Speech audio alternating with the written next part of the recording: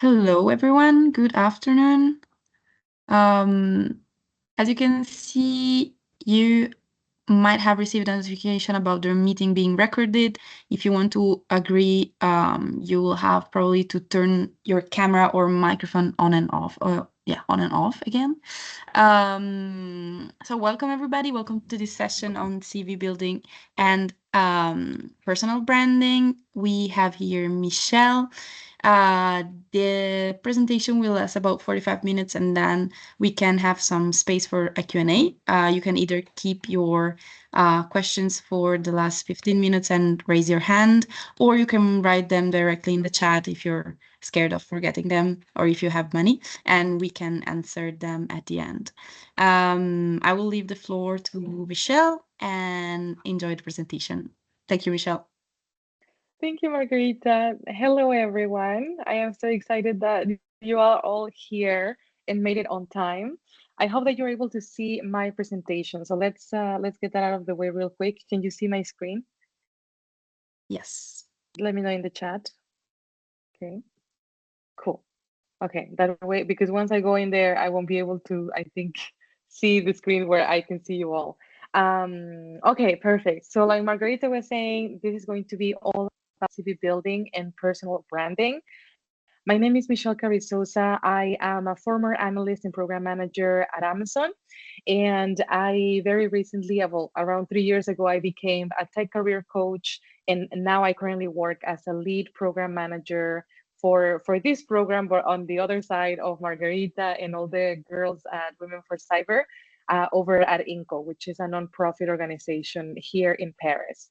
Um, so everything is something that you need to know before I go on into my content or into the presentation is that I actually was in your shoes before. So back in 2015, I had my career in customer service for many years, and I decided to make a transition into tech. So what I'm going to be teaching you here is something that I used to get me into Amazon, into tech, and what I've also used to get my clients into tech companies all around the world. So that's a little bit more about myself. And so here are the things that you will learn in a nutshell. It's going to be a long presentation, but I'll try to keep it entertaining. And so the first things we're going to be talking about the components of an effective resume. Here, I'm not going to go into the different ways that you can write a CV or a resume all around Europe, because I think all around Europe, depending on where you're based, it's going to change in terms of like, do you have a picture, do you not, etc. Here are the very global components of a CV that actually will move the needle in the right direction for you when you're sending it out to employers. And then the second thing I'm going to be talking about is going to be the how to reframe the experience that you already have on your resume or on your CV. And because the experience is basically the star of the show. That experience is what shows employers whether or not you can do this job that you're going to be applying for. And so I'm going to be talking about transferability and using all of those skills that you already have that are transferable into a cybersecurity role. And last and not least, we're going to be talking about how to build a personal brand. Personal branding is very, very important, but I have a little bit of a twist on it. So I'm going to be sharing with you a little bit more on that. All throughout, you can take notes. Like Margarita mentioned, this presentation is going to be recorded, and also I'm going to be sharing my slides. So no worries if I'm probably going too fast, or also let me know during the questions and I'll go back to whatever slide that you need me to go back to. So now let me go back real quick to see if everything is good. Okay, cool. Um, so let's get started with what is the purpose of your CV. That piece of paper that, I mean, now we're not sending as a paper, we're sending online to employers. The main goal of that is to highlight your experience and your skills in a concise and effective manner, and as it relates to the role that you're applying for. So one of the biggest issues that I've seen with people who are trying to break into the tech field, whatever role it is that they want to list everything and anything that they've done in the past. And that is just not going to be that effective.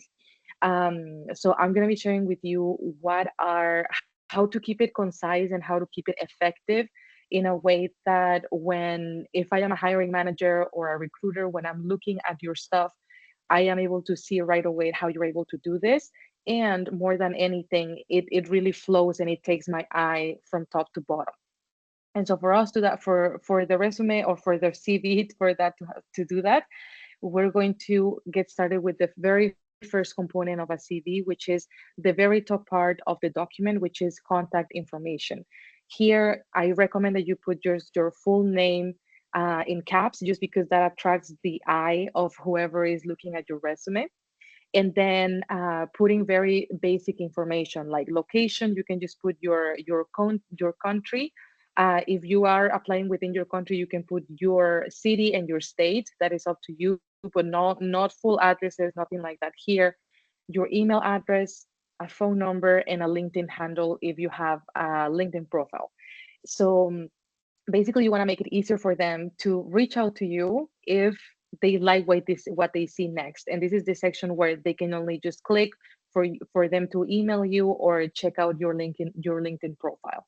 So that is the contact information part. This is pretty straightforward, and that is the top part. Then we have the summary section, which is the section that goes right below that first section of the contact.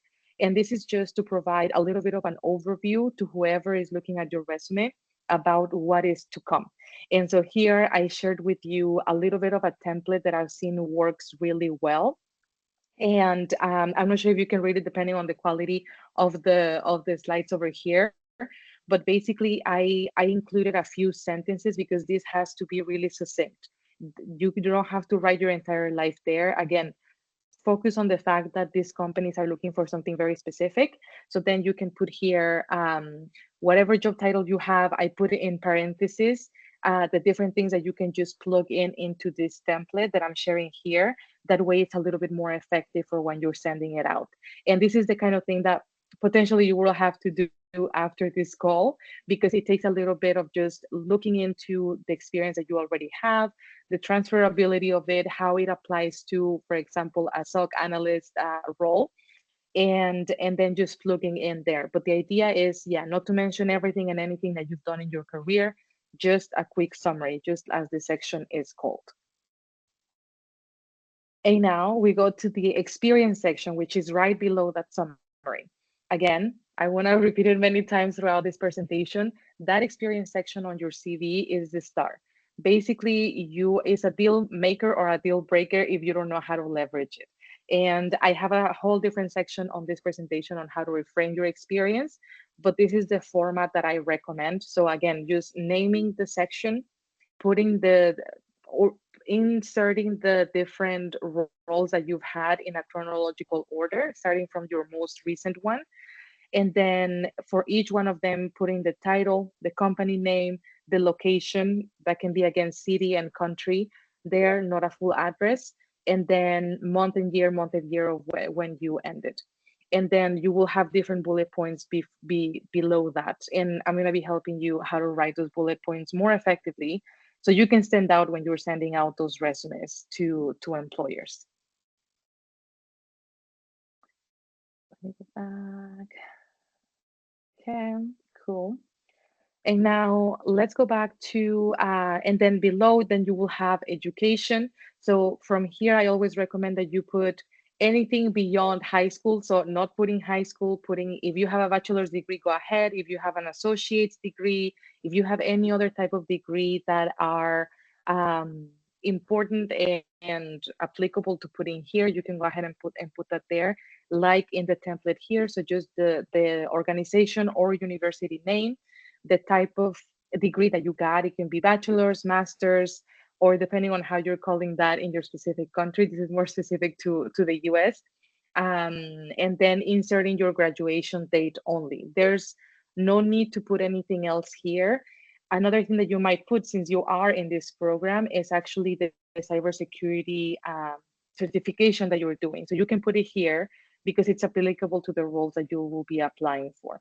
And so I just recommend that you put Google Professional Certificate Program, and then maybe when you started and when you finished the program. That way, employers know what are some of the things that you have under your belt there. And then last but not least is the skills section. In the skills section, there are, I guess, like two schools of thought when it comes to what to put on the skill section. Some people, what they do is they just call it skill section, and then they list a lot of different keywords that they see in this in the role that they're applying for, basically. But what I've seen to be more effective, you can go that route. I mean, everything works, but in my opinion, what I've seen work best when it comes to my own transition and that of my clients is just putting something that is called tech stack, because you show a little bit of like those harder skills that you might not necessarily have an opportunity to talk about in your experience section. And so here, for example, in the example here, I put like languages. If you, for example, speak multiple languages, again, that is your edge. That is something good that you should be talking about. And then I have data analyst tools and CRM. So that is for me, right? But for you, you might have other things like cybersecurity tools or languages. And then here you would put Python, you would put all those ones that you have been learning throughout the modules. So this is the tech stack and the skills section. And so this will go again at the very end, just to showcase the fact that you have some of these things as well. And also, as you are sending a resume or a CV, I'm going to be using those words interchangeably because I think in the US we say resume, but then I know that in Europe it's more CV. One thing that I was going to say is that when you are sending that CV you're sending it online, each organization or each company has some sort of like ATS system, which is an applicant tracking system. So what the ATS system does is that it will read how many keywords you have that are related to the role. And then based on that, a human will actually look at your resume. Okay. So this tech stack section is good for that. It's good for potentially having more keywords that you might not have in other sections. So I definitely recommend working on that and leveraging those keywords that you can get from the things that you're learning throughout the course right now. Okay, so that is what I had for the key components of a CV. Again, I'm going to be sharing the slides so you can see the templates for one of them, and it can be a little bit more clear there. And then let me see how if we have anything here. Okay, perfect. Go back. Okay, and so now we're going to be talking about how to reframe your experience. The reason why I'm focusing on reframing your experience is because, again, as you've heard, you already know that the experience section is the deal maker. It is the star of this show. Tech companies, every time that you're seeing a post online, maybe you're going on LinkedIn and you're seeing, okay, what are they hiring for? That means that they have a specific challenge and they need someone with a certain amount of skills and experience to come in and solve it on like right away, right? Like not a lot of companies are going to be training people on that. So in that way, I want you to start seeing this as, okay, tech companies are hiring constantly problem solvers. So what your experience statements, those bullet points that I kept talking about, their only job is to highlight your ability to solve problems. And so for that to happen, we have to move from these very general statements that I see from a lot of people, especially those people who have not worked in tech. And I was also to blame for that because before tech, I was also having this type of statements that are very general. They are not giving a lot of information. They say, okay, I manage the team, or I attended meetings, or I oversee the execution of a program. Whatever those are, you can see right away the difference between those and the ones on the right, because the first ones are just statements about a specific responsibility. They're not really, if I am someone who is hiring for a team for a tech company, when I look at that, I don't know at which capacity you were doing this. I don't know what sort of um, I don't know what sort of problem solving you know how to do, because these are only giving me very specific like facts and responsibilities like statements. However, when you go on the right, it's more specific and more focused on how you have been solving problems before. So we go from this one on the left to having more things around, which is, okay, I managed a team of 50 people and optimized operations performance by 30%, right? If and now I'm reviewing that, it's a lot clearer to me what you were doing in your previous jobs and how you might be able to do that for me in this new company, okay? And so that is a little bit more about what I wanted to talk to you about here. Going from these general statements that maybe don't have a lot of meat to them, they don't have a lot of things going on because it's not providing enough information, and going here on the right, that is still a short sentence, but it's a lot more concise and a lot more effective for when someone is reading your experience. And so now, for that to happen, I'm going to be talking about the ASQ method, which stands for applicable, specific, and quantified. Each of these statements that I talked about all the way here, as you see in my example, have to have those three qualities. They have to be applicable to the role that you are applying for. They have to be specific in terms of like showing how you solve a specific problem, or if there was a challenge, how you solve that challenge for that specific skill. And then it has to have some numbers. And I'm going to teach you how to do all of those there. So as you are going back into your resume, I recommend that this exercise you do it of course on your own, because this does take a lot of time. Is the heavy lifting that you have to do, but is once and done. um, so I recommend using the CV that you most like, the one that is the most up to date, the one that has the most of your experience. And then for each one of those steps, the first thing that for each one of those bullet points that you have on their experience, the first thing that you should check is this applicable? Meaning, is this transferable to a cyber role? And now there are many things that are transferable to a cyber role, because cybersecurity is not just about doing cyber things, right? Like there's a lot of things that you are going to be doing. You can manage cybersecurity projects. So that could be something that is there. You are working with other teams.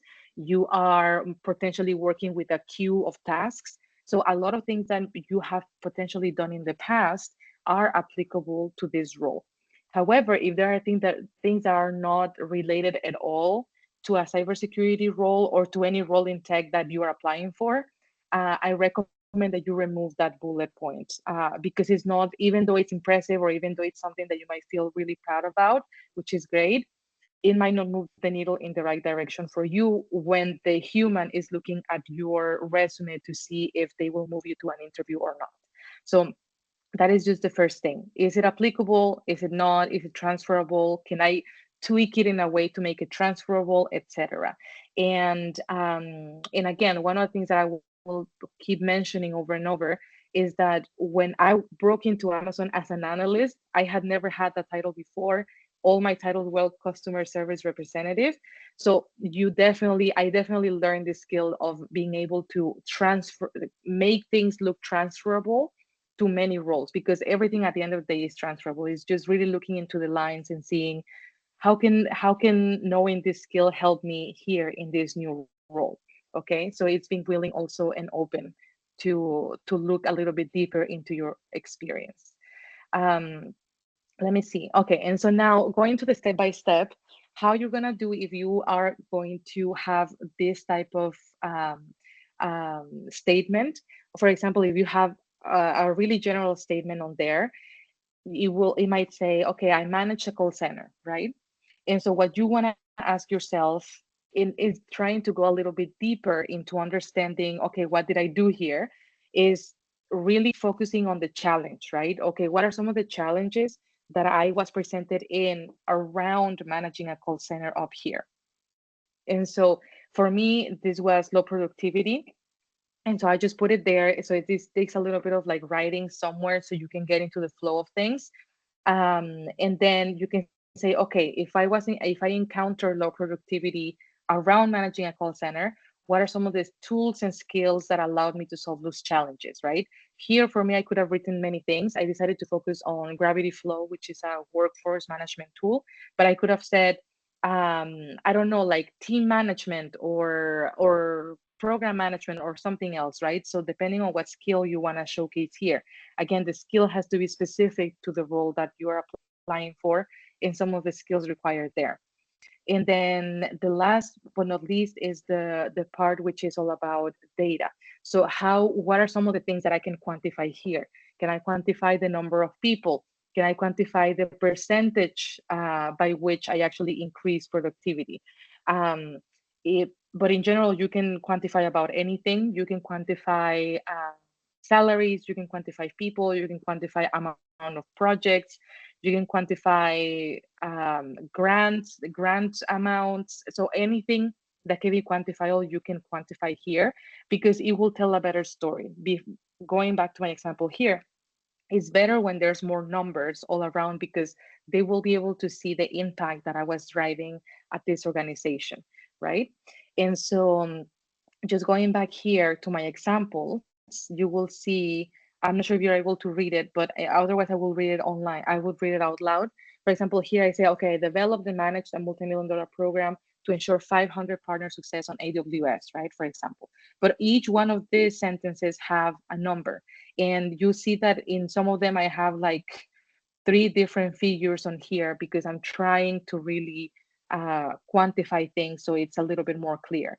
And again, I understand that many times before you need this information, maybe you have already had jobs like 5 years ago or 8 years ago, and those are a lot harder to quantify. But you can also use approximation. So you can use that percent sign. That way it says like approximately X amount. Whatever you can remember there will be helpful anyways, but I do advise really strongly to using numbers. And so let me give you some more examples here. So again, we went from really general statements like these ones, which are manage the team, attended meetings, and so on. And by asking ourselves a lot deeper questions in terms of like, oh, how did I solve a problem here? What tools or skill allowed me to solve that challenge? What is the data that I can show here? And now it ends up looking like so. I'll let you read it on your own, but basically this is just the same one that I was working on here from manage a call center and use different ways to actually quantify it. So in sometimes I focused on more here in the second, like, okay, I guided 50 call reps through a performance training. So you see it's highlighting a different skill. The third one is the one that I actually ended up using in the real life because I wanted to go into an analyst position at Amazon. And so this one is like the second one is talking more about like team management. The third one is more about data analysis, and the first one is also more around management and operations. So you see, you can play things a little bit different depending on what skill you want to highlight. This is obviously a learned process that takes a little bit of time to get used to, but the better that you're able to master this, the better you will be off when you are preparing for interviews, because it's a lot easier to talk about concise examples like this in interviews once you get there, if you did the foundational work here for your CV and for your resume. So that is what I had for you in terms of step by step. And again, I know there's a lot going on here, but it's just to show you kind of like the step by step there. And so let me see how we are on time, because maybe I can take some questions before we move on to personal branding, because I know that I talked a lot about different things. So maybe we can do like 10 minutes of questions and then I'll close with personal branding. Let me go back because I don't see anyone. Yeah, we still have around 20 minutes for the presentation, or Mhm, also a bit more. mhm. So yeah, definitely we can go with some questions. I already see one in the chat from before. Anastasia Okay. asked about what to write in the skills part. It refers at the previous slides, I think. Oh yeah. Okay. Cool. Let me go back. Hopefully you can see my slides again. Yes. So in the skills section, for you, what I will recommend is to keep this one. So I know that many of you probably speak more than one language, because that has been my experience with the amazing women of this program. So you can keep your languages, and then you can have a separate section here. I put my own example, but for your own example, it could say something like cybersecurity tools, and then you would put all the things that you're learning from the Coursera course, and then you can have a separate one for languages, because I know that there are some languages that you're learning throughout the course, and I believe it's SQL, and I believe also it's Python, and maybe also you can also call it something else, but that is how I would put it here. I know that another hard skill that you all are learning, I mean, depending on how far you're making it into the process, I think it's also Linux. So it would be something, again, those are hardest skills that I, for example, cannot list here because I haven't taken this course, right? But you can, because you have been taking these 6 months to actually learn this type of skill.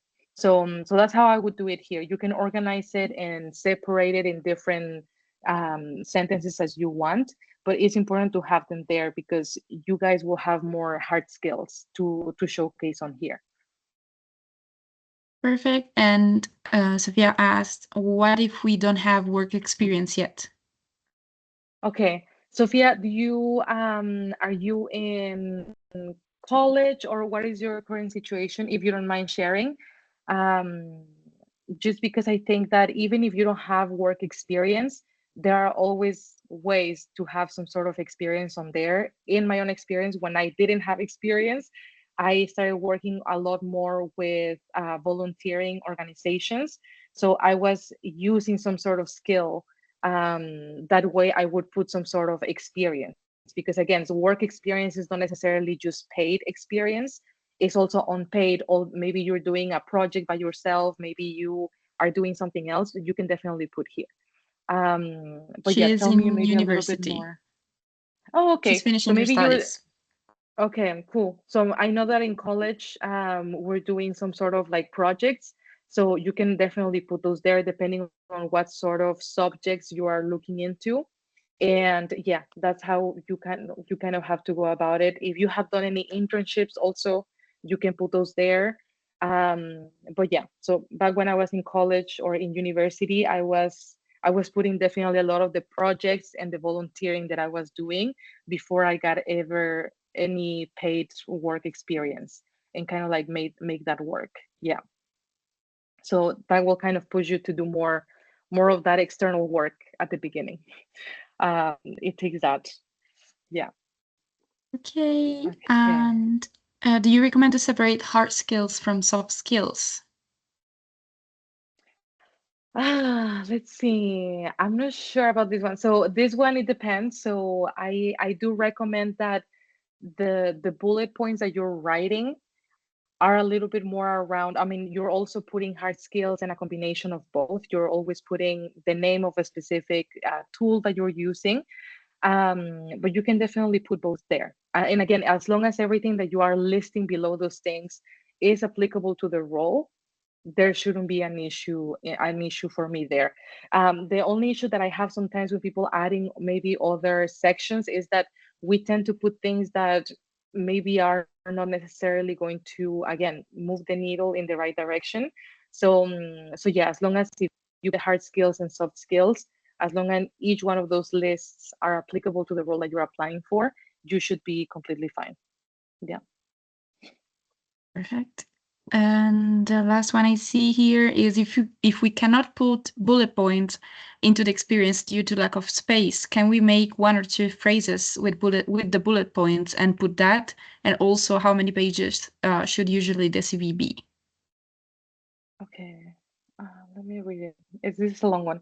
Put Yeah, bullet points into experience its it's lack the of last one space. I see. Oh, that's interesting, Nefeli, because I think that if you don't have space or bullet points, what else do you have written there? Because it should only be like your title and everything, and then you talk about your experience there. So it's not adding the bullet points on top of what you have, is more than anything using what you have to make the bullet points. That way you don't use more space, if that makes sense. Let me know in the chat. Uh, but yeah, and then in terms of how many pages, it depends on how many years of experience you have. Um, there are people who have 2 pages, there are people who have 1 page. I just recommend that everything that you put there is, again, applicability is a very important thing. So if you have 1 page that is just very specific to the role and is just the things that matter on there, is better when the recruiter or the hiring manager are reviewing, versus someone who has like 2 pages of a lot of things that are not applicable. And then they're like, oh, how is this person going to use this that is not related at all to the role to do this type of job? So yeah, so, and you can also do vice versa, right? You can have 2 pages of really good stuff, And that can definitely, if it's applicable, you should be fine. I'm trying to fit everything in a page with all the sections, and I cannot fit everything with bullet points. Oh, that's so interesting. Um, Maybe you have a lot of experience, so yeah, you can do 2 pages. Yeah, I felt that there was something else. Yes. Uh, one.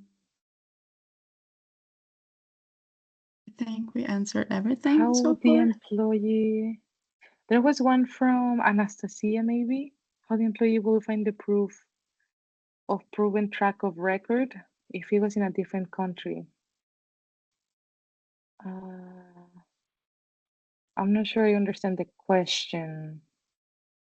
Proven track of Anastasia, record. you can also open your Mhm. microphone and camera if you want. Yeah. It might be easier um, for us if the yeah, I found the question. Yeah, it's Yeah, going on. hi. You Mhm. okay? Okay. Sorry, can you hear me? Yes. Yeah. Yeah, so basically, when I hear about these facts that need to be on the CV, I'm a bit curious about how the employee will actually find that these things which I'm saying they are true. Because I can write like I was managing $5 billion worth company, and they won't go and check it very much. And it sounds for me like fake it till you make it. And it's not the thing Oh, which I interesting. support. Oh, okay. So the numbers that you're going to be using here are real numbers. So, for example, if I have on my resume $1 million or whatever, that is because the program was multi-million dollars. So you shouldn't be using like figures or numbers that are not real. But like I said, you can quantify certain things. So if you remember, for example, how much something was, you can say like, oh, I was working approximately with 10 people, right? So just quantify, try to remember and try to quantify some of the things that you can. Some people cannot go back and remember the exact amounts of things or specific, like more specific. But yeah, no, we're not faking numbers here. We're just quantifying the things that you have already been exposed to.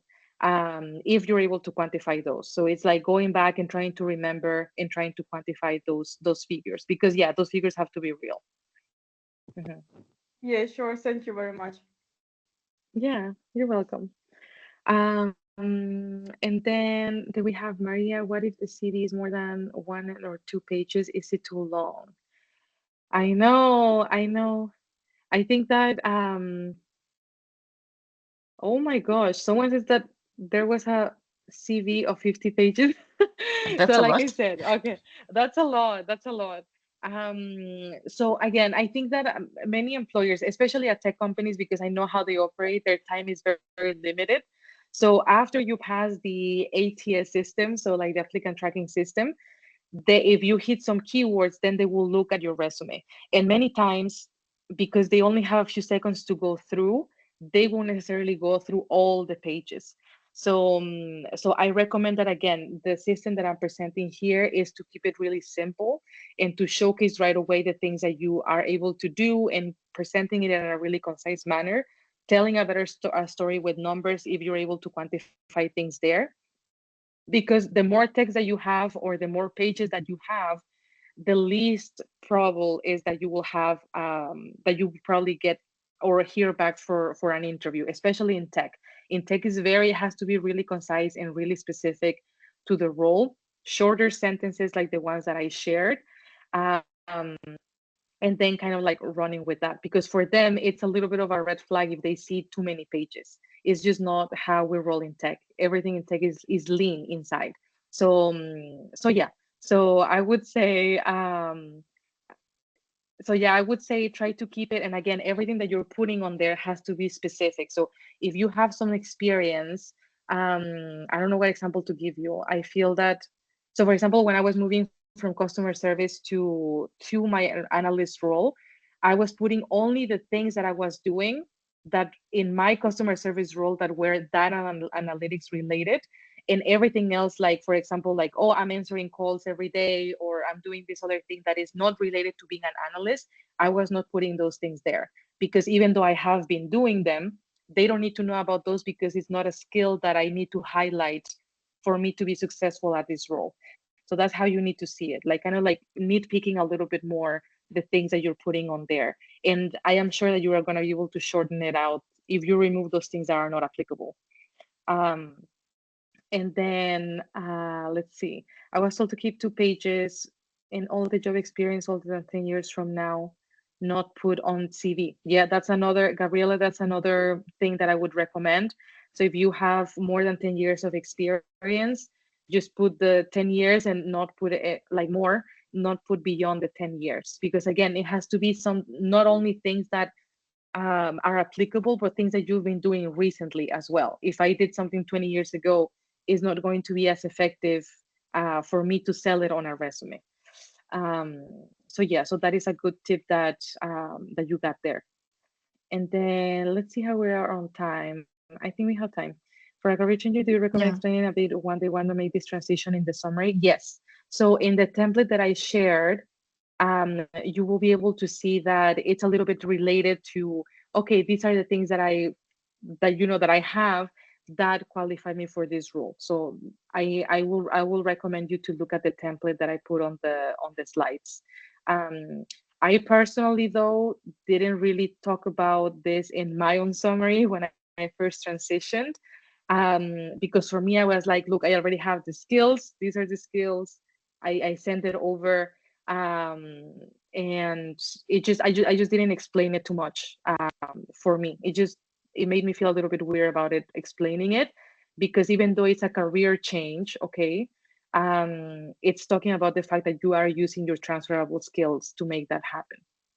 um, and okay, so now let me go back to my presentation and then I'll take over the following questions. um, I think, oh, I don't know how to pronounce your name, Blanca, or I just pronounced it the last name maybe. I will take that over at the end as my first question, and then that way we have time to go over the personal branding.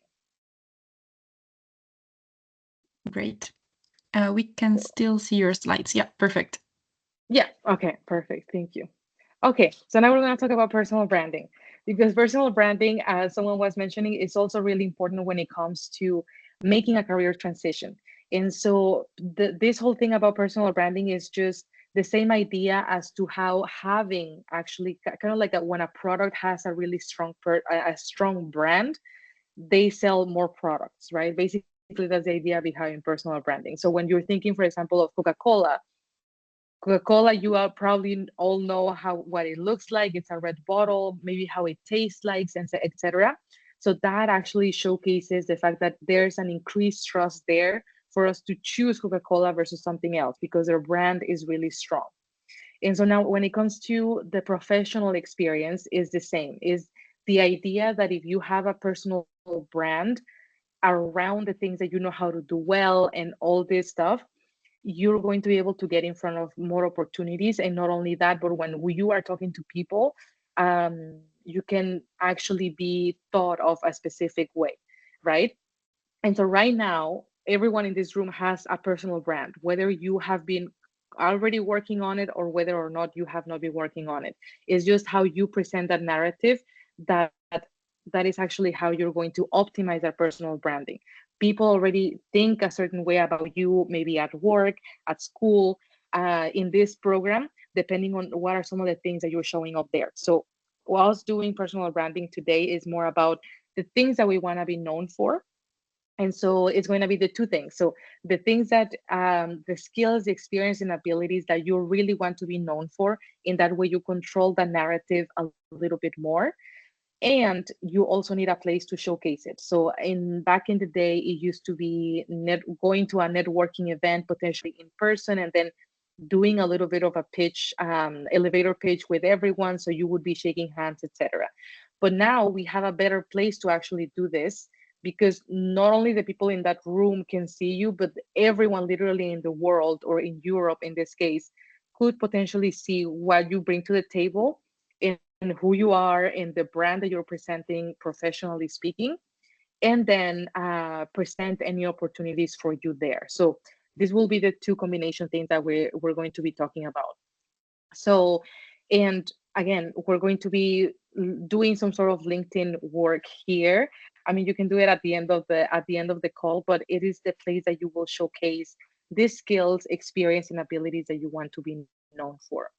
And so the very first thing that I want you to think about when it comes to this, and maybe we have time, I can give you like 2 minutes to start thinking through it or write on your own, is um, thinking about the things that you've been doing over and over for a long period of time, because those are the things that you are potentially going to be an expert at or you're going to be good at. And those are the things that you can for sure talk about a little bit more in your personal branding. So in this case, I want you to consider your industry, your former job titles, and seeing what are the common trends in your career for the past 5 years. And so that is the first prompt. The second prompt, and I will go back to them as you want me to. Like I said, maybe this will take so much more time beyond this call. The second thing to know is what are some of the things that you help others with often? So, what tasks or activities do you find yourself consistently excelling at so much that literally colleagues or people who are in your same classes and everything, they come for you for help? And so what skills do you use to perform those tasks effectively? Those things normally show us what people already are thinking of us. So again, that personal brand, sometimes it can be managed by us by controlling it more, or it can just be something that comes naturally because we are so good at something that someone will come to us and be like, hey, can you help me? And it's something that is constantly happening there. And then the third and final prompt is all about your edge. What are the things that sets you apart from other people in your field, in your school, in your work? And what are consider those unique experiences and perspectives and write them down. I am a huge believer on actually having an edge. The edge might look like anything. It might look like speaking multiple languages. It might be like for some of my clients was the fact that some of them had a nonprofit before, some of them had an actual business before. So all those things that get out a little bit of the norm, you can use that as your edge instead of using it as a challenge or something that will prevent you from having a strong brand here. And so the examples that I will give you, so for each of the prompts, again, you can look at this really more calmly after the call and really take your time to write this down. For me, when I was answering this, I'm answering this as if I am back in 2015 trying to break into tech. So this looks a lot different now for me. So for me, if I looked at my previous 5 years before breaking into tech, for me, all my titles were okay, customer service related and some data analysis, basically. So that's what I had been doing for a long time. I was working in retail, etc. So everything was just very customer focused. And those are the trends, right? I saw that trend based on the type of places that I was working, the type of titles that I was having, and the type of responsibilities that I was carrying out. And then in template number two, what are some of the things that people were coming to me for all the time? For me, it was Excel all the time. Now I'm not good anymore, but back then I was like, Excel was my thing. And that was the type of thing that people were coming to me for. So okay, I was like, okay, I am known as someone who knows how to use Excel, and it is something that I mastered quite well. And then another thing would be language specific questions. So when we would have a customer from another place, maybe like someone who's French, they would call me because they would know that I would be able to speak with that person. So that's again part of my brand of or as a professional. They're like, oh, Michelle knows how to do languages in Excel, right? And so for you, you want to think about it like that. How are people thinking already about you when they're coming to ask you questions? And then the third and final thing was the edge. What are some of the things that maybe when you tell people that you have this, people are maybe shocked or they are really surprised? For me, in that transition, again, was the fact that I already spoke 3 languages. And that I know that in Europe, that's not a big deal, but in America, that is a big deal. And that I had retail experience, that my retail experience was very like operational. I was on the floor helping clients. So I was also able to tune into that a little bit more for my transition into tech, because I was always like, oh, customer first. I have the same values of this company, etc. So I was able to lean into that. So again, as you see, I'm only putting keywords here to answer these different prompts that I shared with you. So you have to do the same. Just start writing in keywords because those will be more helpful to actually be putting onto LinkedIn later on. And so, like I said, once you have those keywords, you're able to now see, okay, this is like the whole thing that I am known for. And now I want to present that more on LinkedIn. So for example, when someone is doing a search for data analysis or for multilingual data analysis or just a combination of all of these, I come up in their search and some opportunities can start coming my way. And so this is how you do it. It will be for different sections all around LinkedIn. But the most important section is the LinkedIn headline. So the LinkedIn headline is this section here right below my name. And in there, you only want to have keywords that potential employers are already looking for. So based on your example here of where you come from, what your previous titles were, and also considering the transition that you want to go into, you have to put them there so you can really come up in the search, right? For me now it looks like this, but it didn't look like that. So before I broke into tech, it used to look as customer service representative. I used to put data analysis as my other keyword there. I used to put Excel because that was like a big thing related to data analysis. And then I also put multilingual. So those are the things that I put there, and I did get my role in tech. So it definitely works. And again, this is a very limited space. I think it's around 300 characters, if I'm not mistaken, maybe a little bit less. So just make sure that you put keywords on there. You can start by your title. You can potentially put like cybersecurity graduate because that's what you're doing now, or once you graduate. You can put like the tools again that you are able and oh god that you know how to use now. And that way when people are searching for those keywords, you can come up in that search. So this is also going back to whoever was asking about the career change. This is how, without saying like, hey, I'm doing a career change, this is how you are actually presenting that. You're presenting it by like, okay, this is my title, these are other things that I know how to do. And it is a combination of both your previous background and where you're trying to go, right? And it's a lot more subtle, but it's a lot more effective as well, versus me putting here in my tagline like, oh, I'm trying to break into tech, right? Like no recruiter is looking for people who want to break into tech. They're just looking for problem solvers. And so that's how you get those people and attract them into your profile. And then another section that you can write more about this specific brand or this specific things that you want to be known for is the about section, which is right below the very initial top part of your profile. And then here I put again a little bit of a template of my own example. You can put your specific title, the amount of years of experience that you have in whatever field that you have, and then the things that you are doing now. So this section is a lot more telling a story about where you're at. Another great place to talk about your career change, and another place that I really recommend to write and never have empty, because I think a lot of people have the about section empty, or they're just having like plain boring.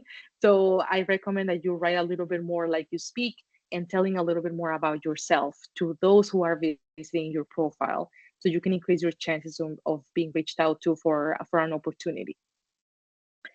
And then lastly, the thing that I feel was working for me more was definitely just writing posts. I know that this is not for everyone, so if you're more introvert, probably don't do this, but this is just to let you know that if you really want to exponentiate the opportunity that you have in your profile, it's good to just write posts in general. And again, you are all already an expert of your specific domain based on this, right? Like, what are the things that you've been doing for a long period of time? Even those of you who are in school, there's actually many students writing on LinkedIn all the time. And I've noticed, I personally, because I come from that analysis background, I did notice that when I was writing more posts, in my specific experience was writing posts that were related to transitioning to tech. So for me, it was like talking about my experience in customer service, but also talking about the things that I was learning on Excel, or learning the things that I was learning for SQL. And so all of those things really set you up as someone who's an expert in a specific domain. So what happens is that when you write those posts, they get sent out to people who you are connected with first, and then they reach beyond that. So from people who might be already working in tech, depending on how optimized your profile is. And then you can get started with having those recruiters reaching out to you because you are coming up in their searches, either through, again, the headline here, or writing posts. For me, when I started writing posts, I was getting more recruiters in my DM saying, hey, like, we're hiring for this role, are you interested, whatever, right? So it's a lot easier once you have the right visibility on your profile. And so I'm not also not gonna say that this is an overnight thing. This takes a little bit of time, but this, by doing just the LinkedIn headline and the about section right away, it's already a good starting point, because everything on LinkedIn takes a little bit of time to build momentum. So you want to get started there. And if you want to write a post also, why not? Go ahead and write a post, just like this one, talking about your a day in the life of what you're doing now, or maybe you can even talk about your experience in this program. You can even talk about the things that you're learning through the program, or anything that you wish to share out there. And again, this does provide a little bit more of visibility of your profile that otherwise wouldn't happen if we still would only have networking events, right? Because everyone who is going on LinkedIn is definitely just to either find a job or to find talent for a job. So you want to target that second group of people, and it's easy to do with writing posts. But as always, I don't I know that some of my clients, for example, don't do this and they still get into tech. So you can still do these other two of focusing on really optimizing those spaces for you to start attracting the right people on there. So that is what I had. Now we have 8 minutes left. And so thank you so much for coming over to the session. I felt that I had to rush a little bit, but I did answer some questions. And now I would like to see if there's any more questions that I can do for 8 minutes, and maybe I can also, oops, I can even share my email address later on. All throughout the program, I'm really available. If you have any questions or any specific things related to your own scenario. Um, so yeah, let's see if there's any other questions here. Thank you, Michelle. It was super nice. I think, yes, after Blanca's question, there are a few Mhm. questions. Okay, cool. Let's go. Okay, let me do Blanca's question. Sorry, we're calling you Blanca, but probably is your last name. Isn't the default assumption that people overestimate in CV? If I'm going to be the one of the few putting real numbers on my CV, how do I get through the fridge? I don't necessarily think that people overestimate, because you have to back up those numbers once you're talking in the interview. And that's, I think, when people do those kind of like tricks where they make up numbers and then they come into the interview, those are people who never get hired, because teams will be able to know whether or not you did this by the way that you're explaining things.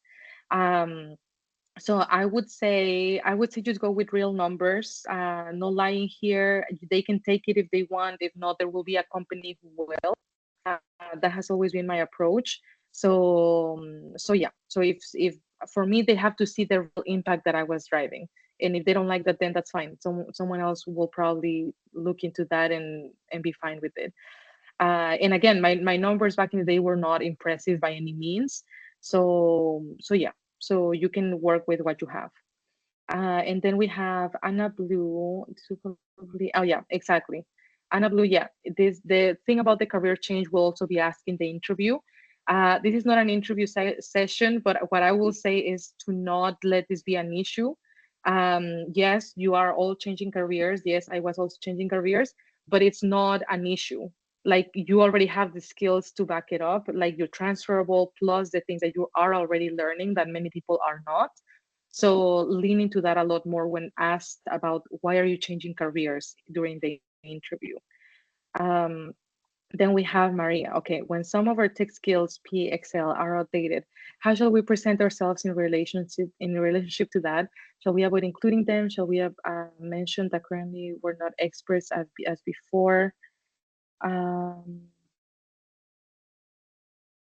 so we were clear. Yeah, I mean, you should only put things that you are really comfortable with actually proving in an interview. They will never ask you about this, right? But yeah, just the things that you know how to use. In terms of Excel, for example, something that is interesting there is that a lot of people in tech companies use Excel a lot. I thought I was gonna come into Amazon and do like SQL and all the cool stuff as an analyst. I did Excel all throughout the time up until like 3 years ago. So yeah, just put things that you are really comfortable with utilizing as it relates to the role, and just don't put things that you don't master that much anymore.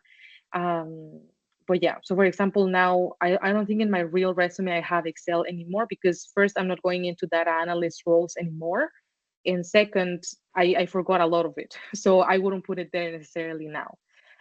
So yeah, just put things that you are an expert at.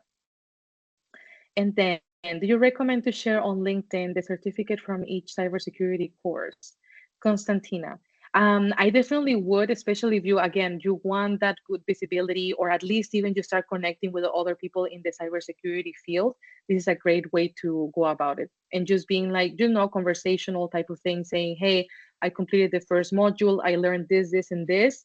Does someone else have any tips to help me learn this better, or whatever? It's just a way to just network with people and put yourself out there throughout the process. Um, yeah. And then we have Delia. I usually add all of them, but I can only share the big ones.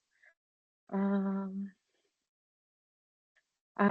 what do you mean? Do you mean about like the headline? I feel that I was talking about the headline at that point. Let me know. I don't understand the question too much. Alisa, what should we include in the about me in LinkedIn? I feel like I repeat myself from what I've already said in my experience section. Yes, so I do have a whole template for that. So maybe when we put my email address, you can reach out to me and I can send you the link to that. It's a whole template that I created, so it's not a boring summary of everything that you wrote in the experience section.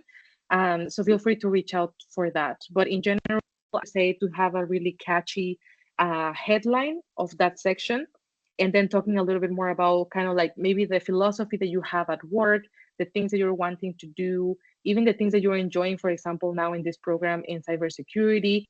It can be a little bit more about how you normally sound versus more like professional, if that makes sense. And I actually also used to put kind of like not my hobbies, but the things that I was interested in professionally wise in that about section at the end. I would be like, hey, I'm really interested in, I don't know, doing program management in Paris. Reach out to me if you have any opportunities, or if you just want to talk about program management. So things like that, always having a call to action there. But yeah, reach out for the template. I'd be happy to share. um, Laura, what do you think about the hobbies and interests section in the CV? I think you already know the answer, Laura. I am against it. I'm not against it, but I just feel that anything that you put on there has to be related to the role. And it's just like if you have a really cool hobby or interest, it's not necessarily going to change anything if the experience is not solid or really related to the role, if that makes sense. So I would say I would avoid that section. Yeah. And then Nefeli, do you have any recommendations on the CD template, like EU1 or Harvard one? For these ones, I don't have, okay, I think you all need to know that a lot of the resumes that I write are actually for the US. That is very, very different for the EU, where I know that you have to put a picture and things like that. However, something that I will say is that my current role, which is as a lead program manager in Paris, I used a US resume or a US CV, because again, it's all about the experience. If they like what they see in the experience, they probably don't care about anything else. And it worked for me because I had a solid experience related to the role. Again, right, it applies at any time in your career. So for me, I was maybe just Google a little bit more depending on what country you're in, saying, hey, for tech, what should I use in Greece or in Ukraine or in whatever country, right? And then use that. But again, don't overthink it. No one ever gets hired on a template. It's all about the meat that you have in there, um, and the things that you're able to know how to do. Faya said, was this question answered? Do you have, I think it was answered. Do you have any recommendations? Oh my Yeah, God, it now was the one on the about CBT. Oh, the, yeah. yeah, yeah. I just answered it now. And you can always watch the recording, of course. Okay.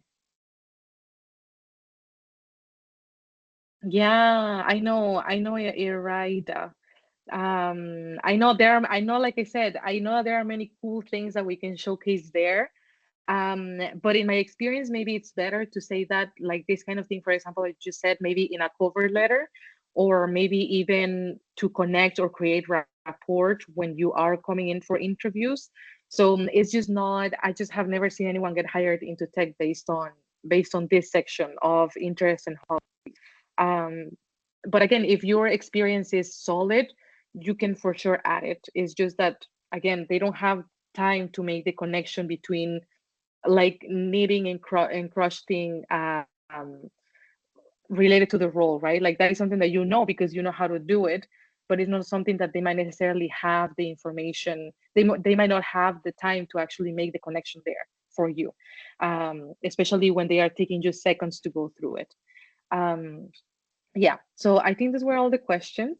Yes, I Margarita, think sorry, we I went answered over. them all. No, no, it's okay. If it can help another piece of experience, I am Italian and I was looking for a job in Belgium, and I also used an American CV without picture or Mhm, anything because I feel like it's better, equal. I don't know. mhm. So I think you do you. You also maybe have to check on the company or organization you're applying for and check what their website or job vacancy looks like, and you can decide whether to use one or the other.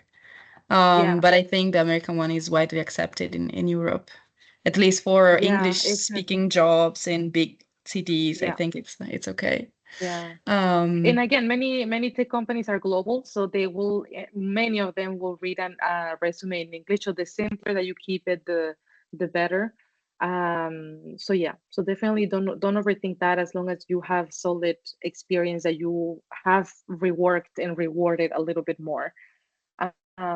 Should I share my email on the chat? yes, Do you but think that you can? I will also put it in the follow-up email. Okay. So Oh, I okay, cool. will share with them the recording, the slides, if you can send them to me, and your email. Maybe your Yes. LinkedIn profile, if you wish. Yes. Yes, we can do Okay, that too. wonderful. I'll send all of that over to you, Thank you. Margarita, and you can send it over to them. But what I will say Yes. is that if you guys reach out to me, just give me a little bit of background on who you are. You can tell me what field you're coming from and what inspired you to go into cybersecurity. Just let me know in the email, and then give me your question, and I'll make sure to answer anything there. But yeah, thank you all so much for listening in, and hopefully you have time to do the exercises that I shared in the slides with more time. Yeah. Thank you very much, Michelle. It was super, super nice and insightful. And yes, I will send a follow-up email to everybody. Thank you for joining us. It was super nice. And see you at the next webinar. Thank you very much. Have a nice rest of the Yeah. day. Thank you all. Bye Have a bye. good one. Bye.